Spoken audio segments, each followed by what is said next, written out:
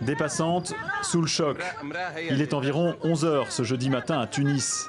La première explosion vient de retentir en plein centre touristique et commercial de la capitale. Un véhicule de police en circulation sur la rue Charles de Gaulle a été touché par un attentat suicide. 3 civils sont blessés, tout comme 2 policiers. L'un d'entre eux meurt des suites de ses blessures. Le quartier, où se trouve notamment l'ambassade de France, est alors rapidement bouclé. Quelques minutes plus tard, à moins de 2 km de là, une autre personne se fait exploser sur le parking du bâtiment de la Garde nationale, le complexe de Gorjani, où sont également installés des services de la police judiciaire.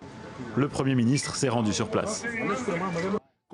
Cet acte vise à troubler les Tunisiens, à perturber l'économie du pays et la transition démocratique. Nous répétons que notre résolution est totale et que ces terroristes-là n'ont pas leur place en Tunisie. Notre guerre contre eux est une question de vie ou de mort.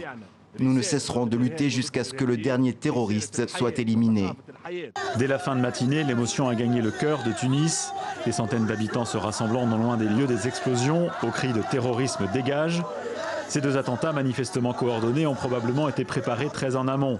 Ils n'ont pas été revendiqués pour le moment. Ils sont les premiers depuis l'attaque du 30 octobre, également dans le centre de Tunis.